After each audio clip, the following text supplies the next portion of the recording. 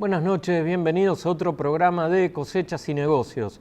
En las últimas semanas el gobierno inició una especie de avanzada sobre otro aspecto clave del agro, que es el almacenamiento de granos, con la creencia de que hay una maniobra especulativa, algo oculto, con la sospecha de que los productores almacenan sus granos porque quieren provocarle un malestar al gobierno.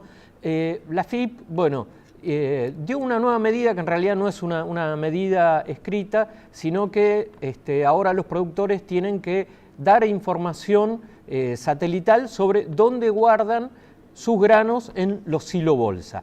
Bueno, para hablar de este tema y para hablar de otros temas tributarios que preocupan al campo, tenemos hoy a Santiago Sáenz Valiente, que es consultor tributario, docente, experto en estos temas. Santiago, buenas noches, ¿cómo estás? Cada vez menos experto, Cristian, ¿cómo te va? Porque está difícil la cosa, está complicada. Es difícil conocer todas las normas.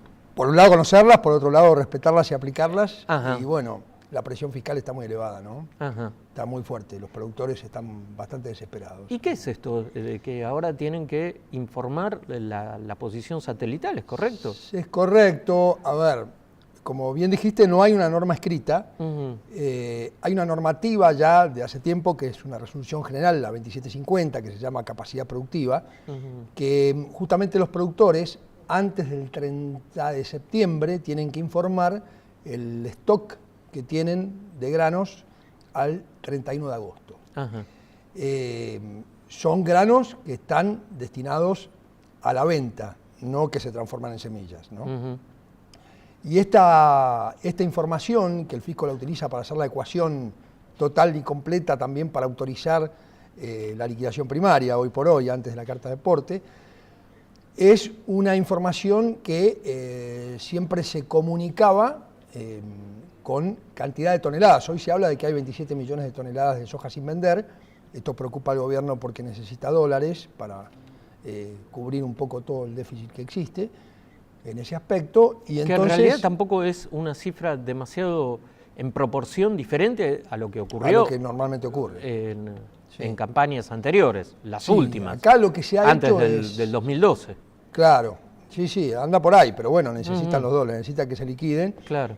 Y bueno, es preocupante, digamos, el hecho, porque esta información, entonces, a través del propio software de la AFIP, lo han modificado, y para uno poder avanzar, tiene que indicar dónde están ubicados con los puntos de GPS los silos donde tengo almacenados los granos. Si lo entregué a un acopiador, tengo que también mandar la información exacta de aquel acopiador a través de qué 1116 se hizo.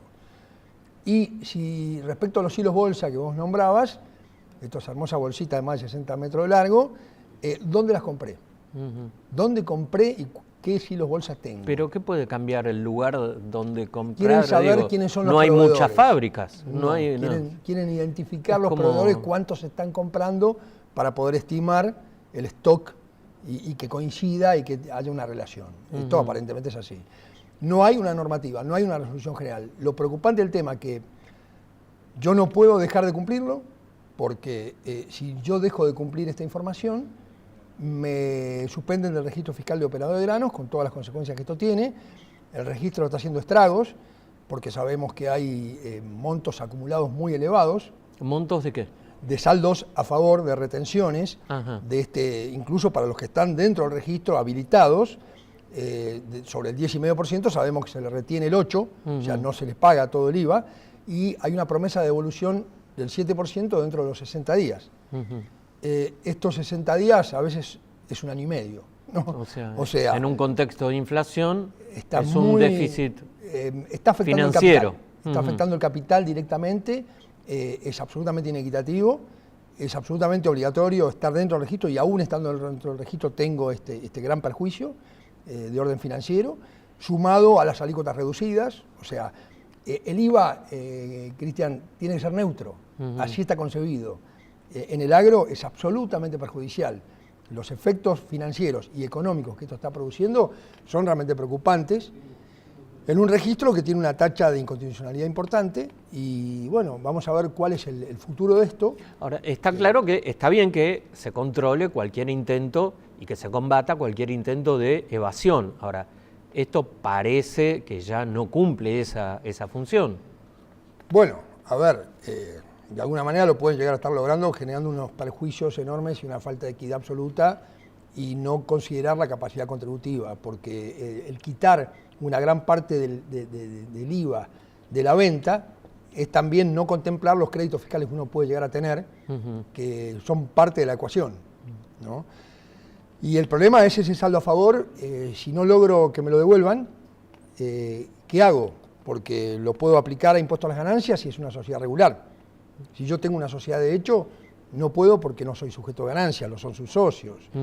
Así que hay mucha limitación para el uso, con lo cual puedo llegar a transferirlo. Claro, sí, pero ya hubo demandas judiciales contra la AFIP por esta arbitrariedad del registro. Hubo algunos fallos judiciales, algunos en contra y algunos en Cámara que están saliendo a favor. A favor de los... En contra del fisco, claro, por justamente el hecho de que es absolutamente inequitativo la existencia de este registro. No cumple con un principio básico que es la equidad y la capacidad contributiva. Y en el caso de los fallos que salieron a favor del organismo recaudador de la AFIP, que no tiene, digamos, son de distintas, digamos, estratos judiciales y no tiene todavía ninguna definición final, ¿no? Porque no son, no, dice que no, que es voluntario, que el fisco tiene el derecho de establecer estos registros, que se lo puede exigir al contribuyente, que es para ver cuál es la capacidad realmente, quiénes son realmente los productores, quiénes no, quiénes tienen capacidad productiva. Digamos, argumentos se pueden poner, pero la verdad es que de voluntario no tiene nada, es absolutamente obligatorio, yo no puedo trabajar sin el registro. Y aún estando dentro del registro tengo este problema que se terminan los contribuyentes con saldos a favor entre 500.000 y 2 millones de pesos, los contribuyentes medios, de saldo a favor, que no se los devolvió el fisco, que el mismo fisco se comprometió a devolver, y que en realidad el contribuyente tiene que terminar accediendo a un pronto despacho, que es un primer trámite, y dentro de los 15 días va al Tribunal Fiscal de la Nación a través de lo que sería, digamos, un recurso de amparo para lograr que el fisco le devuelva estos fondos. Que efectivamente tienen que digamos, acceder a la justicia. Claro, acceder a la justicia. Exacto. Pero primero tiene que ir al Tribunal Fiscal. Primero van a la propia FIP con un pronto despacho y le dan un plazo de 60 días, no, 15 días. 15 días al fisco para que devuelva. Claro. En muchos casos el fisco está devolviendo antes de... Pero bueno, no puede ser que haya que accionar de esta manera en algo que el propio fisco se comprometió en 60 días. O sea que ya hubo casos de devoluciones muchísimas. Sí, muchísimas. Devoluciones a raíz de un reclamo. Exactamente, muchísimas. Claro. Cantidades. Sí, cada vez más. Claro. Pero es lo único que le queda al contribuyente, le están quitando el capital de trabajo, Cristian. Claro. Eso es lo terrible, ¿no? Santiago, otro problema impositivo que también enfrentan los productores a veces es el tema del ajuste por inflación. ¿En qué consiste esto? A ver, en el año 1978 se estableció el ajuste por inflación acá en la Argentina por justamente, entre otras cosas, la desvalorización de la moneda. En el año 1000 lo que consiste es en hacer un ajuste al resultado numérico para llegar al resultado real, para que no se pague sobre ganancias ficticias, sobre rentas ficticias. Claro. Eso es el objetivo. A partir del año 91, con la convertibilidad. La convertibilidad al 1 a 1, se suspendió la aplicación de ajuste por inflación, el coeficiente fue 1, y a pesar de lo que pasó con la debacle en el 2001, no se reintegró la aplicación del ajuste por inflación. En realidad, lo que se hizo fue definir como índice 1. Luego, fíjate, los cierres de junio del 2014 de agropecuarias están con un nivel de distorsión en la determinación del impuesto a las ganancias de altísima preocupación. ¿Por qué? ¿Cómo es? Porque están obligándolos a pagar impuestos sobre un resultado que es ficticio, no es real. Es una ilusión óptica. Una ganancia impositiva de 7 millones, probablemente la ganancia y real ha sido 4. Entonces hay muchas empresas que están planteándose realizar el ajuste por inflación digamos, comunicárselo al fisco para ser transparente.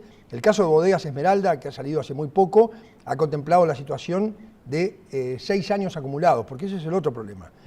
En 2001 y 2002 todas las causas salieron a favor del productor, todas. ¿Pero por qué? Porque era muy abrupto y era muy sencillo demostrar que la tasa efectiva sobre la renta real era superior al 60% en vez del 35% de la tasa de impuesto. En cambio, en años sucesivos, con una inflación de un 20%, 25%, no era tan abrupto y tan manifiesto. Pero ahora en forma acumulada empieza a manifestarse claramente el perjuicio. En el caso de Bodegas Esmeralda, creo que son 4 millones de pesos que pagaba de más. ¿Y lo pudo comprobar en la justicia? Lo pudo comprobar en la justicia, en la primera instancia. Y le dieron, la razón en primera instancia. Le dieron la razón. Y están saliendo causas a favor, pero bueno, es un riesgo. Es un riesgo que el productor tomaría si cuestionase este tema de la falta de aplicación de ajuste por inflación, ¿no? Que en realidad, vos fijate, en el caso de Hacienda, por ejemplo, en invernada, un aumento de un 60%, más o menos, 55% entre junio y junio, del valor de la carne, del precio específico del bien. La inflación real, que podemos hablar, un 38, un 40, bueno, la mayor parte del impuesto que tendría que pagar solo por haber mantenido la Hacienda, no solo sería ganancia por tenencia sin haber hecho ninguna venta ni nada, sino que sería pura inflación. Estaría pagando prácticamente el impuesto a la inflación pura. Esto es lo realmente preocupante. Pero bueno, los productores están haciendo este análisis, están empezando a decidir qué hacen. Muchos están planteando la cuestión judicial, porque no es que no solo no lo pueden pagar, sino que es absolutamente inequitativo pagarlo, porque no corresponde a una renta. Claro. Santiago, ¿esto cómo afecta a los productores en cuanto, digamos, a sus operaciones? ¿Tienen que retener los animales para retener ventas, ajustar su venta a que no les caiga en la declaración de ganancias cuando cierra ganancias? No, que hay que hacer una planificación, no caben dudas. No caben dudas que hay que medir a ver cuándo me conviene vender, cuándo no. Este problema que estamos conversando se genera la obligación del pago del impuesto aun cuando yo no tenga ninguna venta y me quede con el stock. Probablemente me convenga vender. Por la distorsión. Por la distorsión, exactamente. Claro. Con lo cual es todo un tema, pero la planificación se impone, es absolutamente necesaria e indispensable para por lo menos atemperar un poco el efecto, pero efectivamente el efecto va a seguir estando, lo podré atemperar, pero el perjuicio lo voy a tener, y bueno, tengo que analizar muy bien qué hago y cuándo lo hago. Cuándo voy a hacer este tipo de ventas y de qué categorías de Hacienda y en qué momento, porque eso me va a determinar nuevamente una modificación del resultado final. Santiago, te propongo hacer un pequeño corte y seguimos en el segundo bloque en Cosechas y Negocios.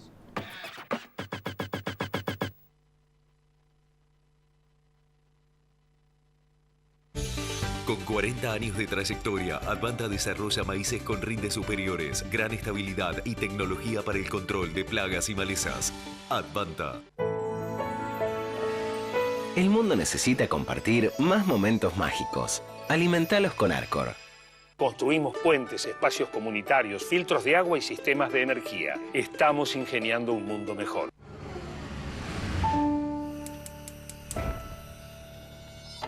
Con poco haces mucho. Haciendo un uso eficiente del gas, podés reducir los gastos de tu casa. Es tu decisión. Encontrá más consejos en metrogas.com.ar. Shell, 100 años en el país, contribuyendo a construir su futuro. ¿Usted vio alguna vez a una animadora infantil en vivo? Sí, vi a Yuya. ¿Moscardelli le gustan los viajes? Sí, muchísimo. En micro, porque hay que esperarlo en la plataforma. Moscardelli, ¿para qué ganar uno si puede ganar 4? ¿No le parece? Por solo 6 pesos, jugás Quiniela Plus y Super Plus. Y además, Plus 9 te da la chance de ganar hasta 4 millones. Lotería de la provincia. Buenos Aires activa como nunca. Gobernación Daniel Scioli. Vivimos en una región que es la reserva alimentaria del planeta, donde la sanidad animal está presente, la producción crece y evoluciona día tras día. Y en eso estamos juntos, produciendo más carne y más leche, gracias a su manejo profesional y a nuestras soluciones en sanidad. Biogénesis Bagó, la evolución de la salud animal. En Carrefour trabajamos para convertirnos en tu comercio preferido, dando empleo a más de 20.000 argentinos en más de 550 sucursales del país y comprometiéndonos con la comunidad y el medio ambiente en cada una de nuestras acciones. Actuamos hoy para vivir mejor mañana. Eso es para nosotros Carrefour Sustentable, nuestra forma de ser. Sumate.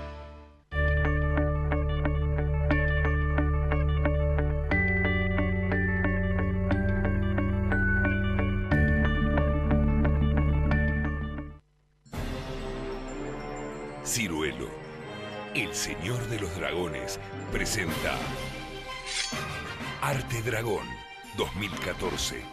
Del 17 de julio al 28 de septiembre, Ciudad Cultural Conex. Auspicia Vorterix.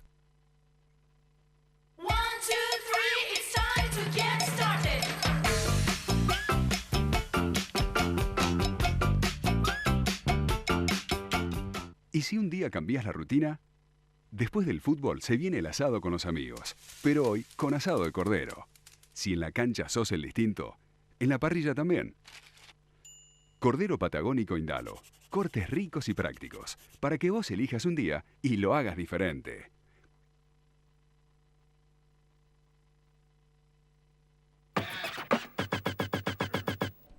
Seguimos en Cosechas y Negocios hablando de un tema que no suele ser simpático como el de impuestos, pero que hay que considerarlo, analizarlo, seguir algunas recomendaciones, estar atentos. Y bueno, para eso estamos hablando hoy con Santiago Sáenz Valiente. Santiago, me comentabas, charlando recién en el corte, sobre el problema de ingresos brutos, que esto está afectando a sobre todo a los arrendamientos. Y es curioso porque esta campaña agrícola, una de las variables de ajuste que están todos mencionando es justamente el tema de los alquileres, ¿no? La baja de los alquileres. Pero, ¿vos creés que esto de ingresos brutos afecta a los arrendamientos agrícolas? ¿Es así? ¿Cómo es? Y a mí no me caben dudas. A ver, el beneficiario, el propietario de la tierra, que busca un monto fijo determinado, ya sea con la referencia de un valor de algún commodity o no, digamos, busca tener una rentabilidad X razonable sobre la cesión de su tierra, y desde hace unos 3 años, 4 años, ya se paga el 6% del impuesto a los ingresos brutos en la provincia de Buenos Aires sobre el arrendamiento, cualquiera sea el propietario, persona física, sociedad, da lo mismo, ¿no? ¿Y lo paga Lo paga el beneficiario. El que cobra el arrendamiento tiene que, sobre ese ingreso está grabado con el 6%. Además de, por supuesto, después el impuesto a las ganancias, desde ya, ¿no? Con el 35% sobre la ganancia neta. El fisco tiene puesto digamos, la mira muy fuerte en los arrendamientos desde el punto de vista de cuáles son los gastos que puede deducir para el impuesto a las ganancias también. Pero yendo a los ingresos brutos, aquellos que obtienen la producción de un campo que está arrendado, o sea, el inquilino, digamos, para simplificarlo, claro, y factura más de 10 millones de pesos, paga la tasa del 2% sobre las ventas de granos o de hacienda que obtenga de esas tierras. Y esa tasa, en vez del 1. ¿Y esa tasa qué es? Ese es el impuesto a los ingresos brutos provincial, provincia de Buenos Aires, por la venta de los productos que genera esa tierra rural, ¿no? Que si es propia, la venta de esos productos pagan el 1%. Si es sobre una tierra arrendada, paga el 2%. Cosa que no tiene ninguna lógica, siempre que facture más de 10 millones, ¿no? Cosa que no tiene ninguna lógica. O sea, la distorsión es preocupante porque antes estaba un acuerdo entre las provincias para no pagar ingresos brutos sobre la producción agropecuaria. De hecho, hay jurisdicciones que no pagan sobre la producción. ¿Recordás? Córdoba por lo pronto, Santa Fe creo que también. No sobre los arrendamientos pagan todas, pero sobre la producción hay algunas que no pagan. El problema, además, no se ciñe solo a la tasa que tengo que pagar, sino a la inseguridad jurídica que existe por lo que se llama el convenio multilateral. ¿Y eso? Que es ¿En un qué convenio para distribuir los ingresos y gastos entre las distintas jurisdicciones y llegar a adjudicar parte del ingreso total a las distintas jurisdicciones en función de su esfuerzo de producción, donde yo desarrollé mi actividad. Y esto es un tema complejo de desarrollar, de lograr y de ponerse de acuerdo después cuando viene una inspección de los diferentes fiscos, porque cada fisco quiere su mayor parte, ¿no? Claro. O sea, ¿cómo esto traducido, cómo, digamos, qué significa? Que si vos producís o trabajás en varias provincias, te cobran distintas alícuotas. Correcto. ¿O no? ¿Es sí, así? Me gustó lo de traducido. Ajá. Sí, es un tema complejo, sin Claro. ninguna duda. Yo tengo que lograr... Me cuesta entender, pero es bueno. que es difícil, porque yo tengo que lograr, en función del esfuerzo de producción que hago, en cada jurisdicción voy a determinar un porcentaje. Ajá. Entonces, una venta que realizo en cualquiera de las jurisdicciones, si tengo esta situación de producción en varias jurisdicciones, tengo que aplicarle ese porcentaje. Y voy a adjudicar de la venta total una parte de una jurisdicción, por ejemplo, la provincia de Buenos Aires, otra parte de Santa Fe, otra parte de Córdoba. Claro. Y cada jurisdicción tendrá, sobre la base que se le asigna, su tratamiento, con su alícuota o su exención. Claro. Es un tema que genera mucha inseguridad jurídica. ¿Y por qué inseguridad jurídica? Porque hay mucha discusión entre los contribuyentes y las distintas jurisdicciones que quieren la mayor tajada posible. Entonces discuten cómo distribuirlo. Si bien hay un régimen especial para productores agropecuarios, puede haber un mix de una combinación.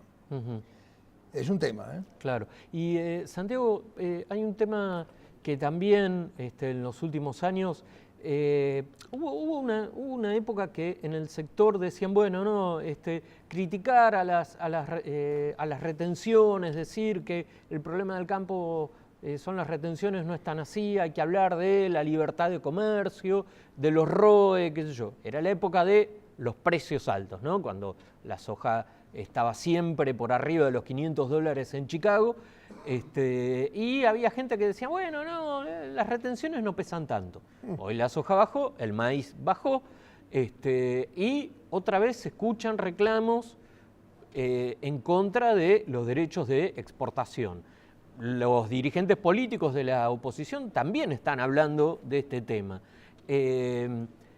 ¿Vos creés que se pueden llegar a desmontar en un próximo cambio de gobierno, o esto ya está tan arraigado que ya es un tributo imposible de modificar? Bueno, primero yo creo que tenemos que erradicar la palabra retenciones. O sea, son impuestos a las exportaciones, son impuestos a los ingresos, que también se generan cuando hago ventas internas, ¿no? Por el movimiento de mercado. Pero lo que para mí está clarísimo es que los derechos de exportación hoy no tienen, y los impuestos a las exportaciones no tienen ningún tipo de justificativo desde el punto de vista tributario, son inequitativos porque no contemplan los costos de cada uno de los productores. Cuando los rindes son bajos o los precios son bajos, el nivel de daño que se le hace al productor es enorme sin tener en cuenta la equidad, que es la base de las cargas públicas. Creo que, además bajan la base de los impuestos que son coparticipables, como es ganancias e IVA, y eso trae como consecuencia que las jurisdicciones, justamente del régimen de coparticipación federal, reciben un porcentaje muy bajo. En sus orígenes hace un tiempo, unos cuantos años, se distribuía el 46% de recaudación total a las provincias. Hoy no llega al 26%. Claro. Esto porque justamente los derechos de exportación son constitucionalmente ingresos de la nación y no se coparticipan, porque lo dice la propia Constitución.